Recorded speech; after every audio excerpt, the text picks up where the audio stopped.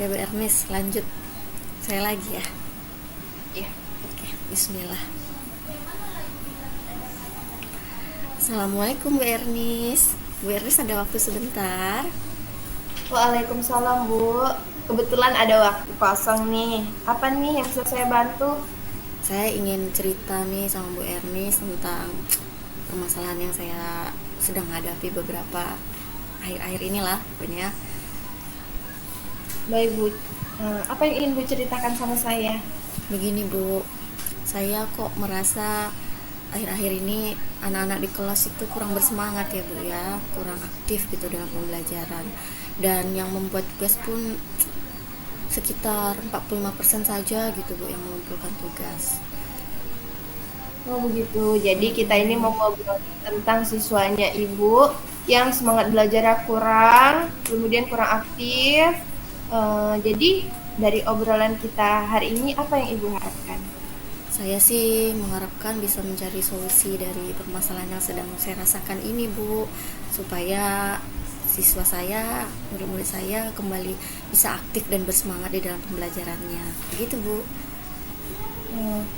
Nah, kalau menurut Ibu, apa yang membuat siswa Ibu ini merasa kurang bersemangat atau pasif ketika mengikuti pembelajaran Ibu? Banyak hal sih Bu. Salah satunya yang membuat murid-murid saya kurang bersemangat ya, mungkin pembelajaran saya itu sedikit membosankan ya.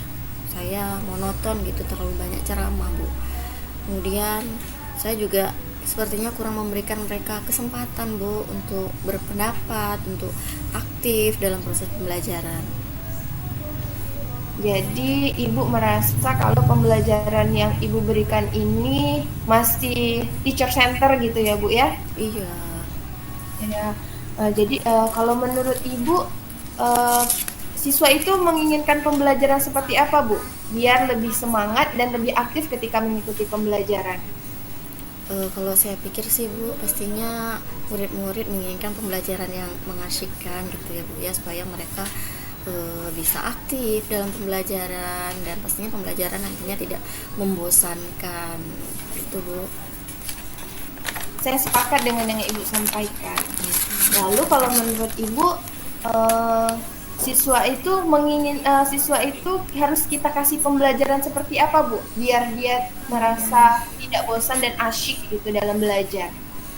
Menurut saya pembelajarannya sih harus berpusat pada murid ya Bu ya, supaya nanti anak-anak bisa aktif. Kemudian saya akan memberikan ice breaking gitu ya Bu ya, atau berupa permainan-permainan yang lebih menarik. Dan pastinya saya akan mencoba nanti berusaha untuk menyesuaikan metode pembelajaran dengan kebutuhan mereka sih Bu. Iya, benar sih saya sepakat juga, Bu. Lalu Bu mengenai tugas, menurut Ibu kenapa siswa itu eh, kurang bersemangat gitu dalam mengumpulkan tugas kepada Ibu?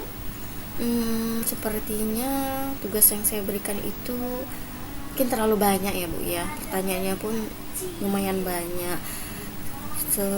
Dan sumber belajarnya pun kayaknya kurang bervariatif gitu Bu, kurang mengasihkan. Kalau saya boleh tahu, sumber belajar apa saja yang sering Ibu gunakan? Saya menggunakan buku yang dari perpustakaan sih Bu. Begitu. Kalau menurut Ibu, ada nggak sumber belajar lain yang bisa digunakan untuk pembelajaran Ibu di kelas? Sepertinya banyak ya Bu ya.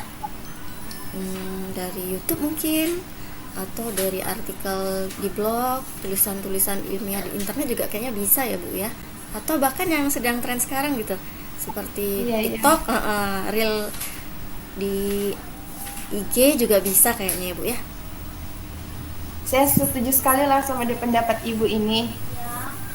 Saya merasa memang benar Bu, kalau misalnya Ibu menggunakan banyak variasi pembelajaran, pasti siswanya semakin aktif dan lebih bersemangat dalam mengikuti pembelajaran Ibu. Iya juga Lalu ya Bu apa ya. Iya, lalu apa rencana Ibu ke depannya untuk menyelesaikan masalah ini?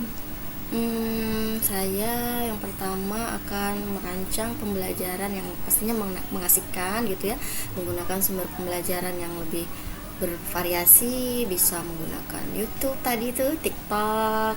Kemudian saya akan memberikan tugas yang tidak terlalu banyak, dan tugasnya pun saya akan sesuaikan dengan minat dan bakat murid-murid, agar mereka nantinya terkesan tuh senang gitu mengerjakan tugas, tidak terpaksa, dan bervariasi pastinya bentuk tugasnya. Mereka bisa membuat dalam bentuk drama atau video pembelajaran, pantun, ataupun berupa laporan digital mungkin ya.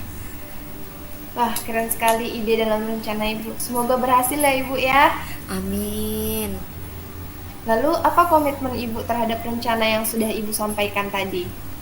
Saya berkomitmen untuk selalu membuat rencana pembelajaran yang pastinya mengasihkan gitu Bu, bisa menggunakan banyak sumber pembelajaran, bisa mengeksplor kemampuan murid-murid sehingga mereka nanti bisa aktif, bisa mewujudkan mereka belajar, dan pastinya saya ingin murid-murid itu senang dalam pembelajaran Bu. Mereka tidak terpaksa gitu dalam pembelajaran. Dan satu lagi, saya akan menggunakan pemilihan sumber belajar yang pastinya semuanya diserahkan kepada murid-murid sesuai dengan kebutuhan mereka. Begitu Bu. Oke, keren sekali Bu. Semangat ya Ibu ya. Semoga dengan rencana-rencana Ibu pembelajaran lagi jadi lebih semangat gitu siswanya ya. Amin. Terima kasih Bu. Jadi setelah kita melakukan obrolan kita hari ini, kira-kira apa nih yang bisa Ibu dapatkan dari obrolan kita hari ini? Saya lega Bu, lega banget, senang banget. Ternyata saya sudah menemukan solusi dari permasalahan saya. Terima kasih banyak ya Bu Ernis. Iya, sebenarnya solusinya itu dari Ibu sendiri ya Ibu ya. Iya, betul sekali. Sama-sama Oke Ibu. Bu. Oke. Sampai ketemu lagi ya Ibu ya. Iya Bu, assalamualaikum. Waalaikumsalam.